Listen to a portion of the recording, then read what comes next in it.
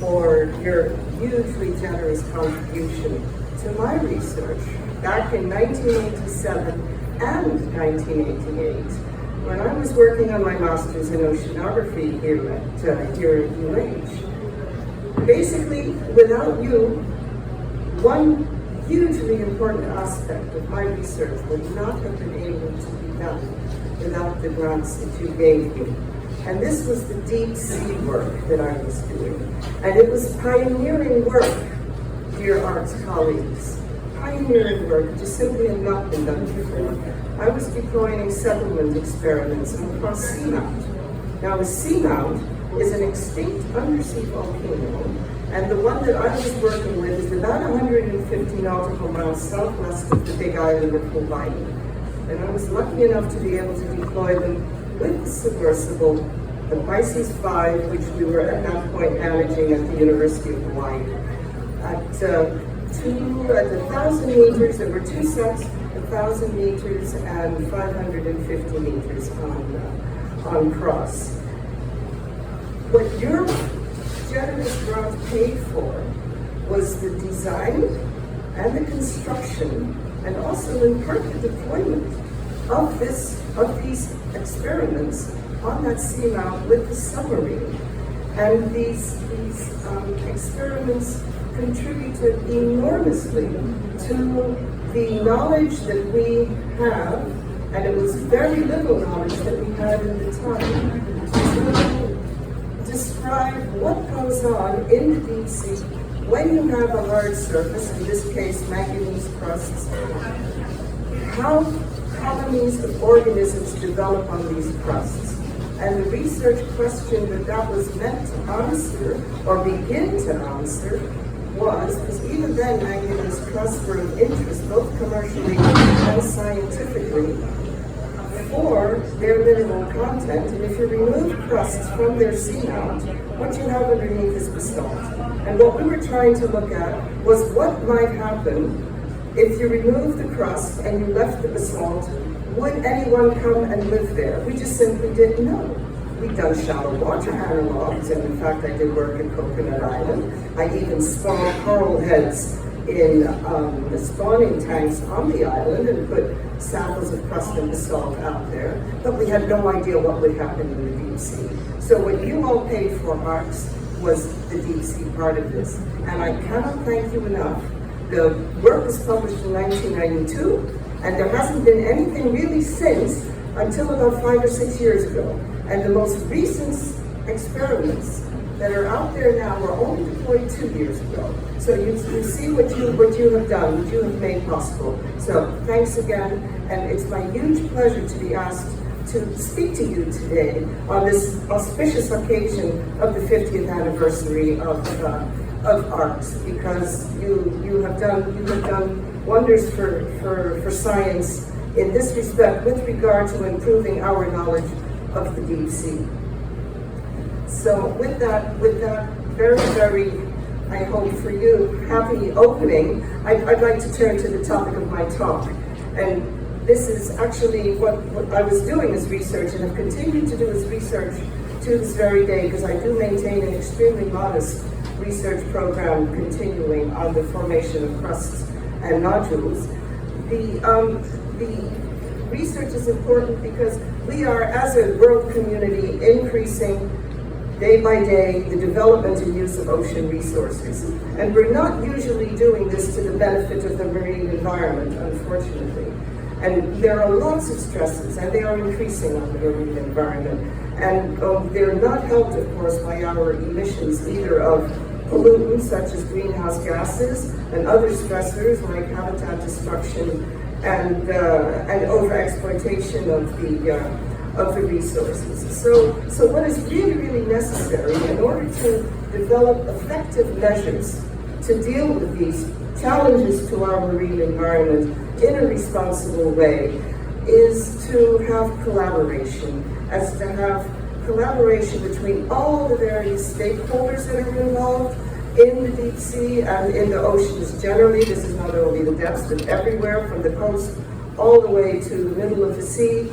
And also collaboration between various levels of government, from the very, very local to the highest intergovernmental levels on a world scale. International intergovernmental is what we are looking at. And these measures also need to be grounded in sound science. We hope that this is a common basis on which people can move forward their interest in the marine environment at heart, and that they are doing on the basis of shared sound knowledge. Now, the science, in addition to being sound, it also needs to be communicated comprehensively to the decision makers so that they can design and adopt and implement and enforce correctly the measures that they are trying to work with in order to manage and use our oceans more responsibly and more effectively. So basically for 40 years, pretty much, with the non-research side of my professional life, I've been involved in the advisory side of this endeavor, essentially at the Marine International Intergovernmental level. And I'm speaking to you today from that perspective. But just because this is a marine focus, I would like to invite you all who may not be necessarily marine to consider that the suggestions I'm going to make to you today about how scientists might be able to better contribute to this particular exercise would also be relevant to environmental issues that are raised in both the terrestrial and the atmospheric context. So bear in mind, even though it's from a marine perspective, I do believe it contributes to the discussions from these other contexts as well. Now, what we're talking about then, therefore, is environmental diplomacy at the international level.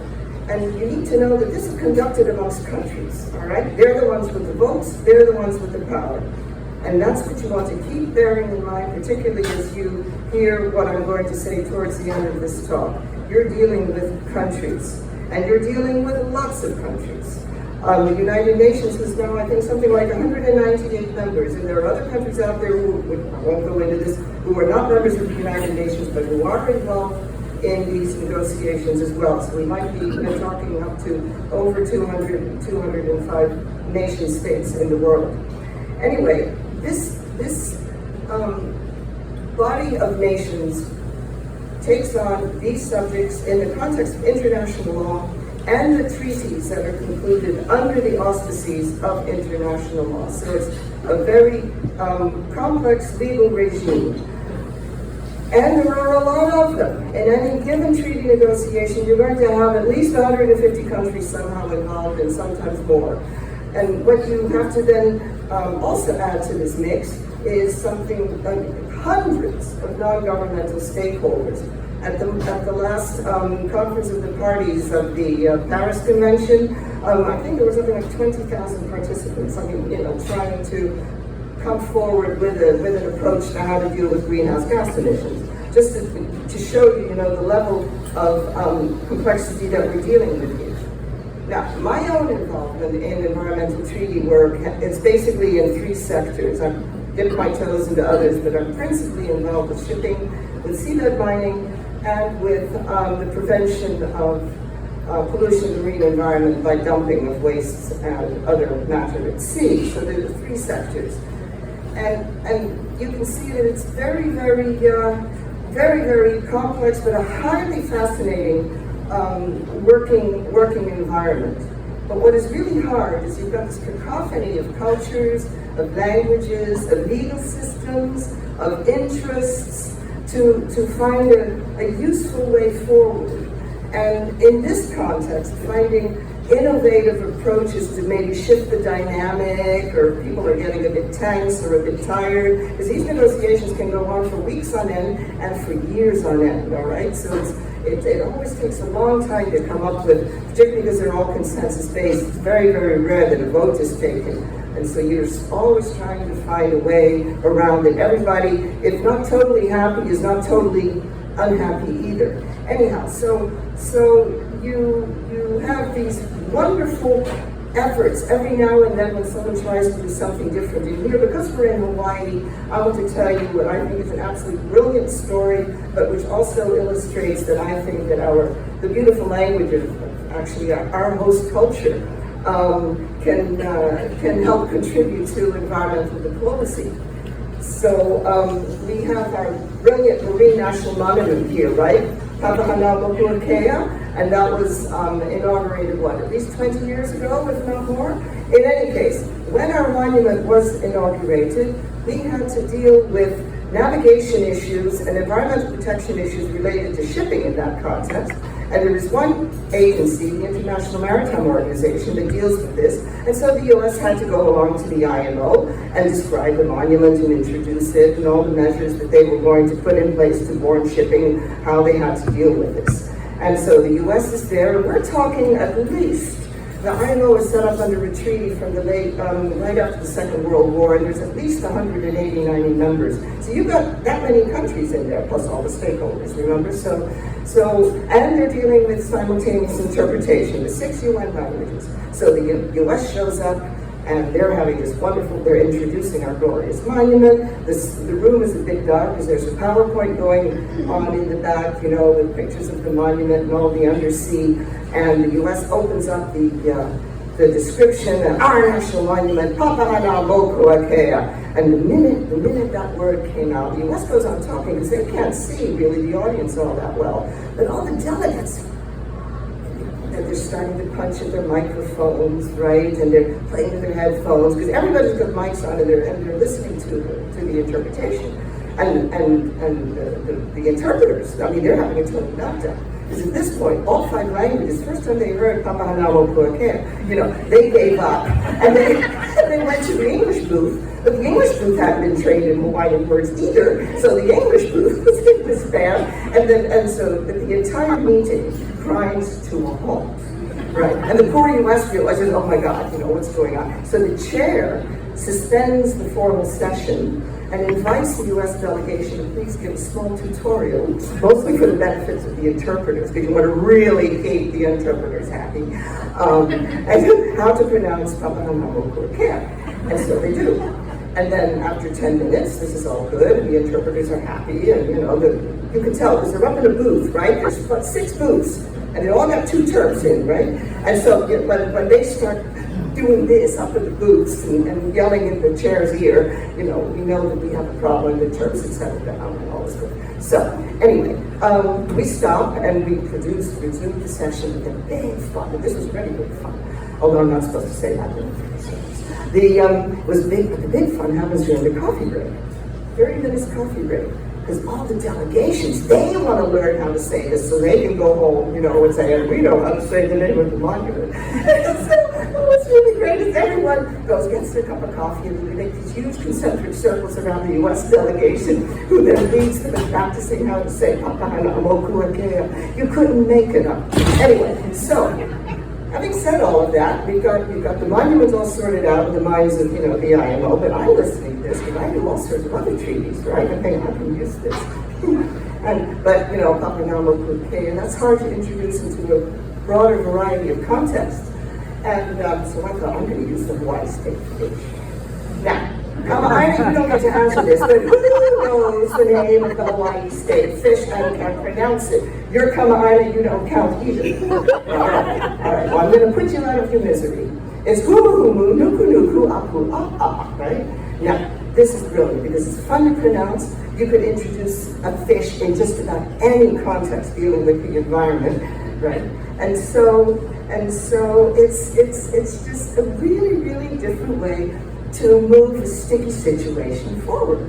And the final thing I want to say about this before I get back to the service part of this talk is that I actually also think, because I am naive and idealistic and I live in hope, because the alternative is despair, that the Hawaiian language can also contribute to world peace. And the reason I think this is because it's really, really, really hard. Because I get all my groups, to practice saying, and if anyone wants a tutorial, I'll do it after the talk for you guys. But, it's really hard to think that, if you're going to destroy someone or someone's country if you had just spent 10 minutes going at them, right? And I think it should be tried at the Security Council. Because heaven knows nothing else has worked. So I'm inviting the U.S. delegation to bring a Hawaiian representative to teach the Security Council reps to say and see if that can bring us a bit more peace.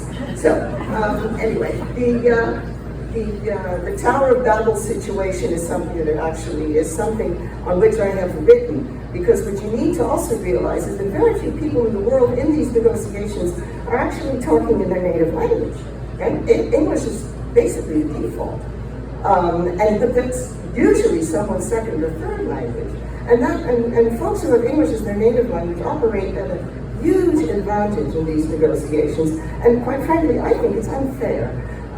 But anyhow, this way we can at least give it back a little via wonderful Hawaiian word to the rest of the world for once. It's from the U.S., but it isn't always in English. So anyway, with regard to the subject of this talk, which is the contribution of scientists, and scientists can make a contribution. This is just one example of how, as a scientist, you can help move the dynamic in a constructive way. The USP, the unique selling position of a PhD natural or earth or physical scientist, is usually to contribute scientific data to inform these negotiations, and that is what you were asked to come do. And you are asked and viewed, and your value is as a neutral, objective source of these data, of information. And this is at a premium. Neutrality, objectivity, all these stakeholders I've talked about, they are all brilliant, they are all unsure, absolutely they have the best interests of everything at heart, but, everyone has an agenda. And their agenda, I'm sure, is noble. But the trouble is, when you're trying to provide information, everyone always looks first, what's the source? Scientists are incredibly powerful in being probably the sole source of information. If it is presented properly, that is considered neutral and objective. So, if you were asked to provide such information in any level, now this is not only at the intergovernmental, this goes all the way down, to the national, to the regional, to the local, scientific information. Please, this is your take-home message, other than using this is your take-home message. Keep it strictly scientific. KISS. K-I-S-S. All right?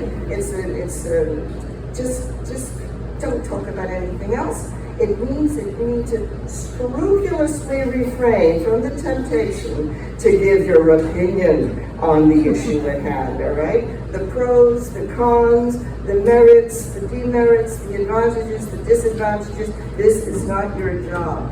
You are not there for that. You are there to give the information. And the big problem is, if you do, even informally, even off the record, God help you if you do this somewhere in a referee journal or in a newspaper article or in the corridors saying, oh, no, this is just a personal view, it's going to tarnish what you say in terms of giving the information professionally. You don't want to risk that. It may be completely incorrect, but it still gives a perception of bias.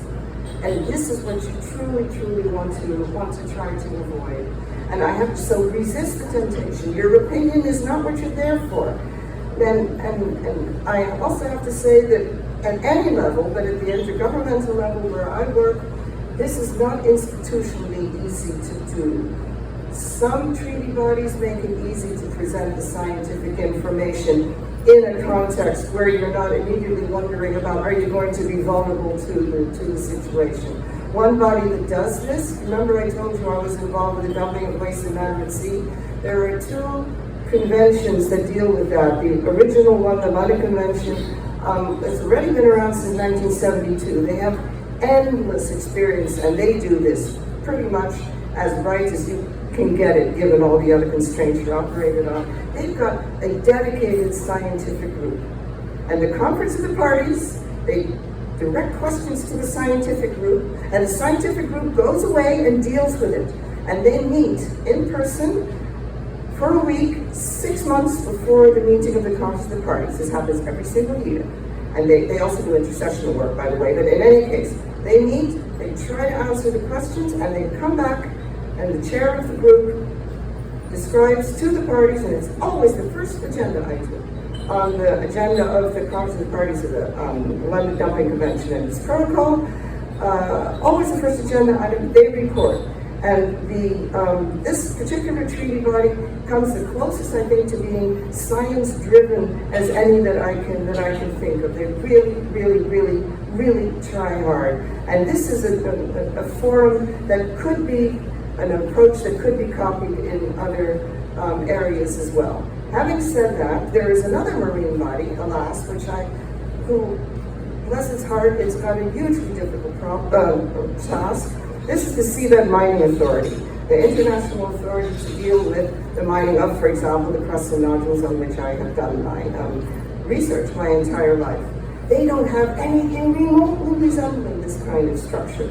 And they're right now trying to develop, 168 countries plus the European Union parties. They're trying to develop regulations to manage the environmentally responsible exploitation of deep sea minerals.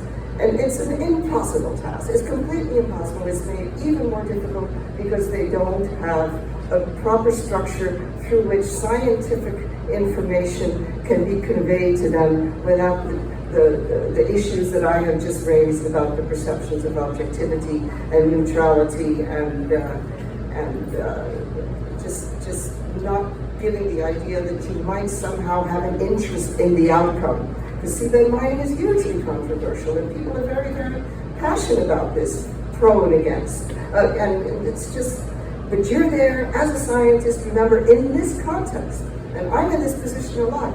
If you're asked to give information, and you want to be sure that your hard-won research results, which have taken ages and years and lots of money, some of it provided by ARCS, to collect, isn't questioned on the basis of the source, that you might have somewhere, somehow voiced an opinion on the merits of seabed mining or whatever else the other issue is, geoengineering, ocean fertilization, carbon sequestration, there's plenty of them. You're providing data. You're not providing advice to these countries. Ultimately, it's the countries with the power. They're the decision makers. They're the ones who decide what to do with the data. A different talk could be on how scientists can help make sure that they've used the data correctly, because that's another important issue. That's not this talk, and it's not and I can give you an whole other talk on that one, maybe in 50 years. So, so here we are. What scientists provide are precious and vital nuggets of knowledge about our natural world. It's one of the greatest gifts that we can give to humanity, and that we do give to humanity. And unfortunately, as you have seen everywhere, particularly in the last 5 years, it's absolutely horrifying when I think about it for any length of time. The credibility of science and scientists, it's being challenged everywhere. It's being questioned, and reasons are being sought to devalue the knowledge that we try to bring. And one easy way to do this is to challenge the objectivity of the source, and that's the scientist, right? Well, I tell you, opinions are easy targets. They're low-hanging fruit. Just simply don't give them. It's really easy. Just don't provide your opinion. When I get asked for my opinion, which is a lot, I simply say, well, wait for my memoirs, I say, with an evil grin. And this is one response that I can recommend to you, because it has worked so far. And on this basis, I would like to conclude and wish the good ship ARCS at least 50 more years of fair winds and following seas in your completely vital mission of helping scientists be scientists. Mahalo nui.